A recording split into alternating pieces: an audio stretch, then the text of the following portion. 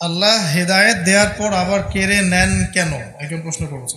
আমার মনে হচ্ছে আমি দিনের পথ থেকে দূরে সরে যাচ্ছি, এখন আমি কি করতে পারি? আগে একটা পাপ করলে আমি 100 বার ভাবতাম, এখন মনে হয় না যে কোনো পাপ করছি। তো এর উত্তর আমি বলবো যে আল্লাহ পাক আপনাকে হেদায়েত দেননি, ব্যাপারটা এমন নয়।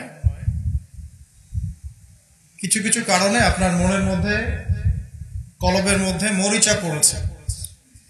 হয়তো আমল কম হওয়ার কারণ হতে পারে, ধারাবাহিকতার ঘাটতি হতে পারে, অথবা প্রকাশ্য গোপন কোনো পাপে লিপ্ত হওয়ার কারণে হতে পারে।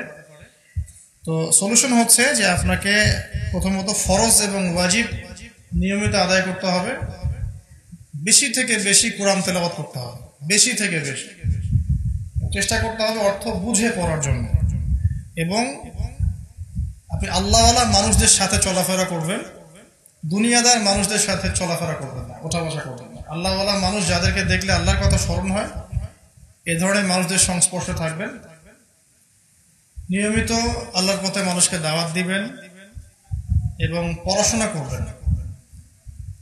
একটা বিষয় হচ্ছে, যত বেশি আমরা জ্ঞান চর্চা করব, ইমানের চর্চা করবো, ইমান তাজা থাকবে। চর্চা কমে গেলে ইমানে মরিচা ধরে যাবে, এটা স্বাভাবিক। ঠিক আছে, 1 মাস যদি আমরা কোরআন হাদিসের সাথে সম্পর্ক না রাখি, অটোমেটিকলি ইমান কমে যায়। এই কারণে পড়াশোনা এবং আমল বাড়াতে হবে। আর আল্লাহওয়ালা মানুষের সাথে থাকবেন, ইনশাআল্লাহ তারা আপনার সমস্যাগুলো ভরিয়ে দিবে। আর শেষ জামানায় ইমান ধরে রাখার জন্য শুধু আমল যথেষ্ট নয়, পড়াশোনা করতে হবে, ইলম অর্জন করতে হবে। একটা বিষয় আপনি পড়েন, পড়াশোনা করে তারপরে ওটা আমল করার চেষ্টা করেন, দেখবেন আপনি অনেক মজা পাচ্ছেন, স্বাদ পাচ্ছেন। নর্মালি অভ্যাসগতভাবে আমল করতে থাকলে স্বাদ পাবেন না। আশা করি আমি বোঝাতে পেরেছি। তবে মূল বিষয়টা হচ্ছে আল্লাহর ফরজ ওয়াজিব এবং আল্লাহর জিকির, কোরআন, আল্লাহর জিকির, আল্লাহওয়ালা মানুষের সোহবত। সন্তান হকের পথে চলে, বাবা মা চলে না, নামাজ কালাম পড়ে, পরিপূর্ণ ইসলাম ফলো করে না। এখন সন্তান কি করবে? সুন্দর প্রশ্ন, এবং এটা আমাদের ইয়াং জেনারেশনের ম্যাক্সিমাম মানুষেরই সমস্যা। যারা হেদায়েতের পথে আসছে হয়তো পারিবারিক সাপোর্টটা পাচ্ছে না। তো এইসব ক্ষেত্রে আমার নসিহত হচ্ছে যে প্রথমত তাদের সাথে তর্ক করা যাবে না। পিতামাতার সাথে তর্ক করে কোনো লাভ নাই, কারণ আপনি আমি যত বড়ই হয়ে যাই না কেন, বাবা মার কাছে আমরা কিছুই না। ঠিক আছে, তো তাদের সাথে উত্তম আচরণ করতে হবে এবং যথাসাধ্য নম্রতার সাথে তাদেরকে নসিহত করতে হবে। আপনি আপনার বলার দায়িত্বটা বলবেন, নিজে আমল করে দৃষ্টান্ত স্থাপন করে দেখাবেন। আমি একটা লেকচারে বলেছিলাম অনেক দিন আগে যে আমাকে কিন্তু আমার আমলনামা ঘাটলে আমার ইতিহাসে আমি পাই না যে আমাকে পুরো বংশ থেকে কেউ কোনোদিন একটা ইসলামিক বই কিনে দিয়েছে।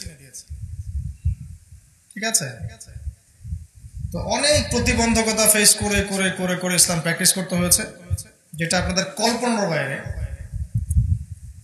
তো এক্ষেত্রে আপনাকে দৃষ্টান্ত স্থাপন করতে হবে, নিজে আকীদা শক্ত করে আমল করে নিজে আগে আপনি একটা এক্সাম্পল হবেন যে আমি ইসলাম পেয়ে এভাবে নিজেকে পরিবর্তন করেছি এবং আমি হ্যাপি, আমি সুখী আছি।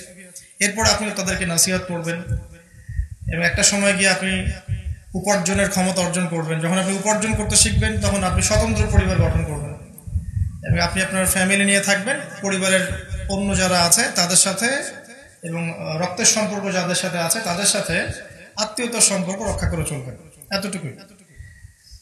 কারণ আমরা চাইলেই কাউকে হেদায়েতের পথে আনতে পারবো না। ইন্নাকা লা তাহদি মান আহবাবত ওয়ালাকিন আল্লাহ ইয়াহদি মান ইয়াশা। আল্লাহ পাক বলেছেন তুমি যাকে ভালোবাসো তাকে হেদায়েতের পথে আনতে পারবে না, আল্লাহ যাকে চাবেন তাকে হেদায়েতের পথে নিয়ে আসবেন।